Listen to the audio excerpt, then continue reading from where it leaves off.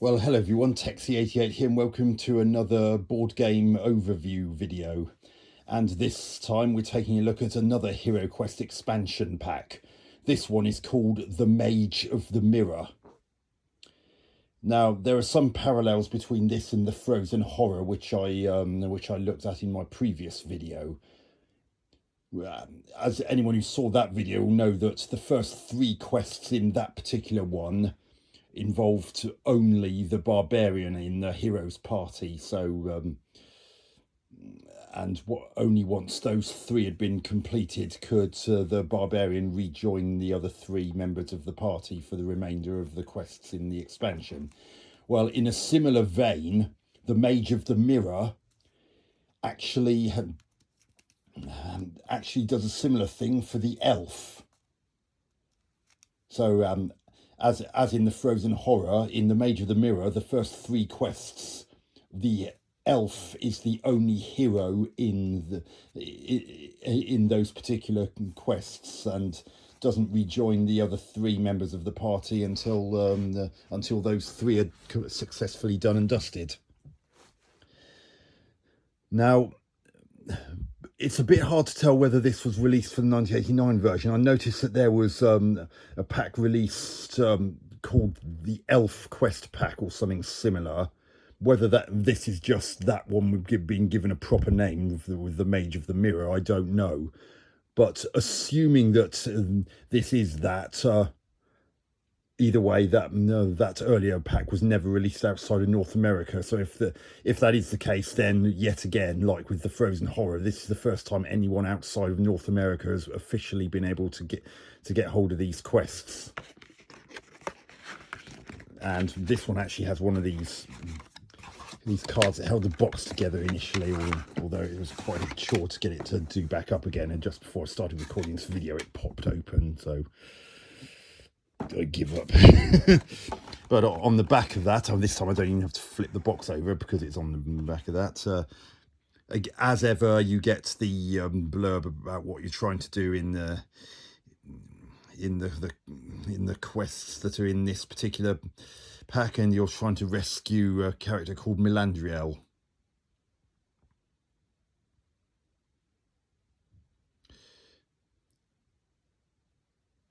And you gain access to Glynis Fen and pass through the mirror to the realm of reflection to free the princess. And there's quite a bit of additional bits and bobs in this particular expansion, including some new foes.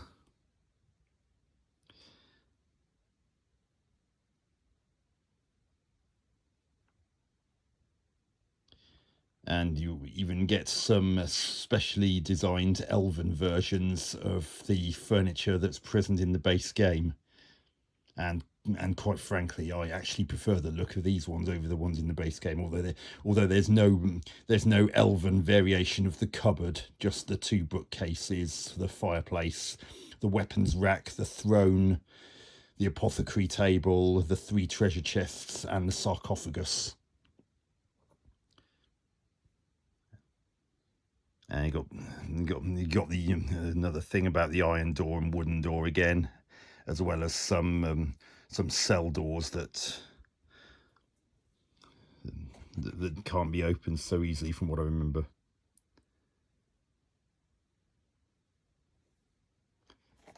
But that's that. Now let's take a look inside the box.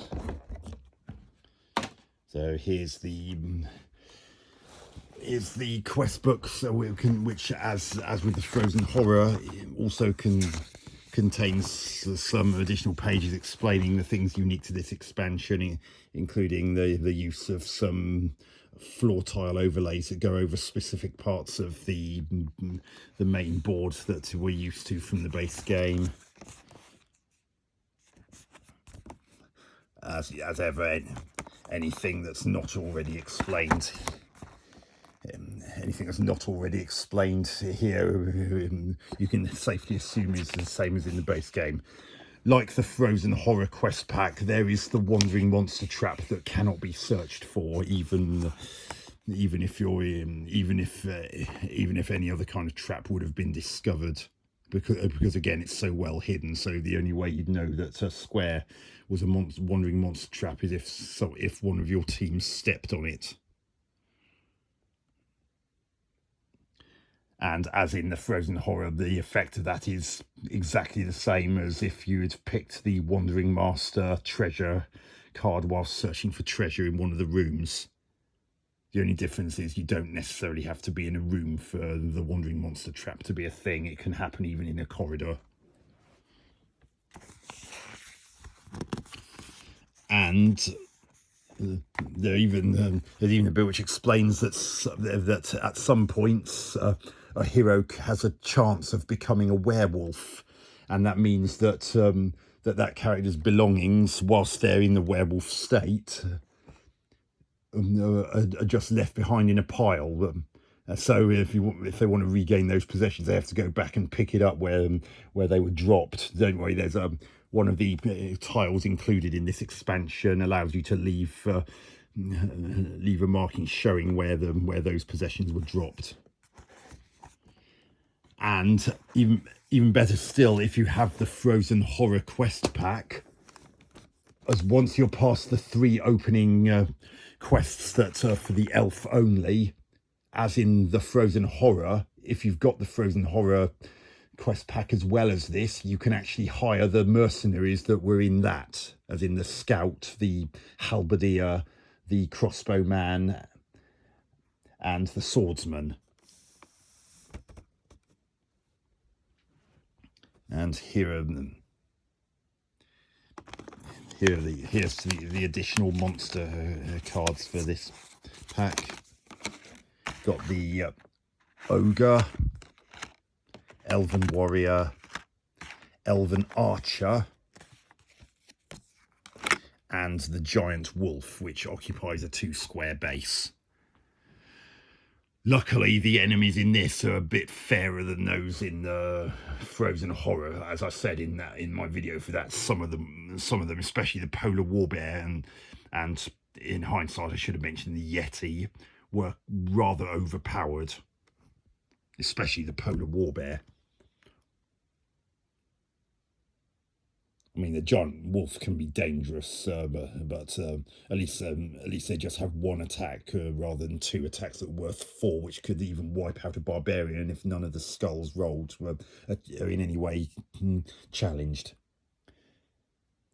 And in the case of the Elven Archer, the number of attack dice depends on whether or not there's a gap between it and its target. If you've got a hero right up next to an Elven Archer, then the Elven Archer can only attack that particular hero with 1 die. At a distance, it uses 4. And as ever, it's got the symbol there so that Zargon knows what monster is being asked for, and whenever they see it on the maps for the quest's overall layout. But those are the enemies in this game. And there's another hero card for the elf. The reason being, as in the Frozen Horror, which came with a female version of the barbarian, because the elf in the Avalon Hill re-release of the base game from 2021 was female, this time we've been given a chance to play the elf in a male form. But just as you can't have both versions of the barbarian in a party at the same time, similar thing, you either have the male elf or the female elf, but the stats are identical regardless of which version you pick. Got some additional dread spells, which would have been called chaos spells in the MB Games /Hasbro /Games Workshop variation that was released back in the day. As mentioned in previous videos, because Games Workshop weren't involved this time, they couldn't get permission to use the term chaos, so any use of chaos has just been changed to the word dread. So hence these being called dread spells rather than chaos spells. Got some more treasure cards to add to the treasure pack that's in the base game. Similarly, there are some equipment cards which which you can also use. And here, when it comes to the elf, when it comes to the choosing spells before a quest starts, the elf actually has a choice. Whoever's playing as the elf can either pick any of the 1 sets from the base game, or they can opt for 3 of these the elf specific spells in this, but they can only pick 3 of them. They can't have all of them. I mean, once they've finished a quest and begin another, then they can rethink whether or not they want to keep the same 3 spells or choose from the others, and just for a bit of a change. But that's a nice little addition, which helps add a bit more variety. Got some more artifacts and cards as well.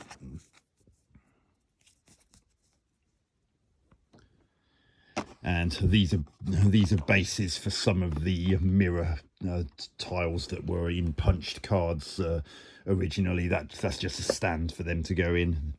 There's the new look fireplace, new look bookcases, new look weapons rack. God, I love it. I love these newer versions of the existing furniture. Elven warriors, elven archers, and as I said, that's the male elf hero figure, and an elven archmage. And underneath that, we've got the 3 giant wolves, 4 ogres, the new look throne, the new look treasure chests, the new look apothecary table,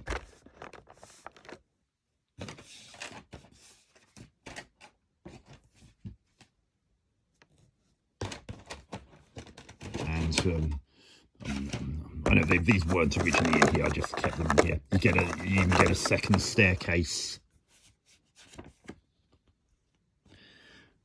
Sorry, I misnamed these earlier. These are portcullises.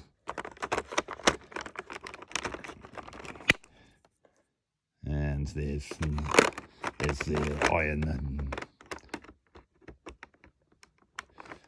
iron door and wooden door, something which we're using. There's the new look sarcophagus,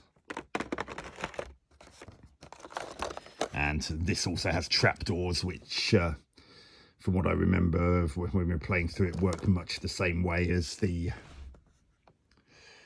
trapdoors in the Keller's Keep expansion. And we get some more skull tokens. These ones are double-sided, so you'd have to be a bit careful about potentially getting them muddled up with those that are in the base game. But again, given that some of these new enemies have multiple hit points, the likelihood is you'd run out of skull tokens when recording how much damage they've taken. So it's good that they've provided some more to help out with in that regard. And there's a little thing that goes around a specific room in one of the quests.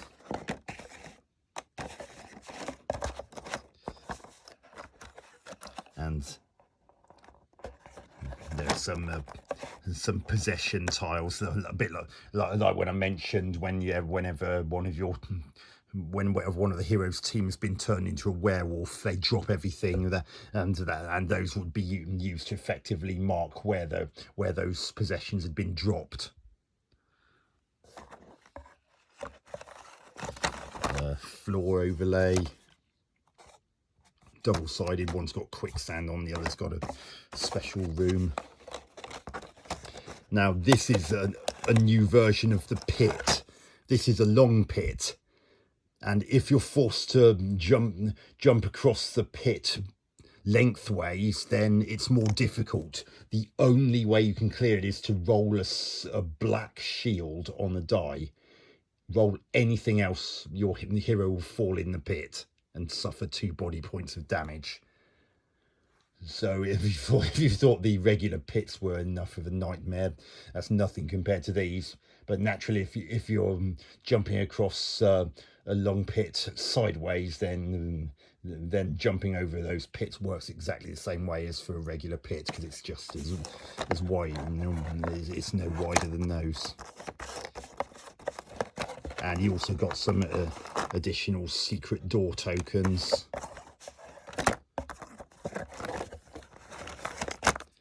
This is just a character that you can find in one or two of the quests. Now this is, remember I mentioned that heroes can turn into a werewolf. This is something you put beside a hero if they're unlucky enough to convert into one, and that's just something that you keep beside them whilst they're in that form.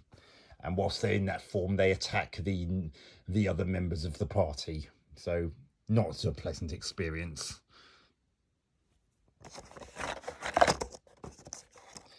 And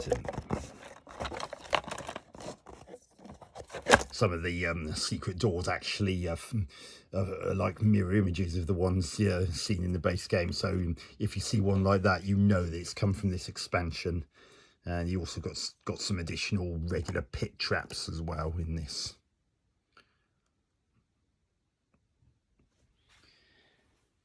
So yeah, that's the Mage of the Mirror quest pack. As ever, because it's an expansion, as it says on that cardboard sleeve that was wrapped around the box, you must have the original HeroQuest in order to play it. This cannot be used by itself. And I have to admit, while I was a little bit disappointed with the Frozen Horror due to its harsh difficulty, when I had the chance to play through the Mage of the Mirrors quests, I definitely found this one more enjoyable, and not to mention a bit fairer, because although these particular enemies are quite powerful, they're not stupidly overpowered. I mean, I think it's fair to say that I don't think the Frozen Horror was properly tested to make sure it was fair. This one, I would be more convinced that that more care was taken over it.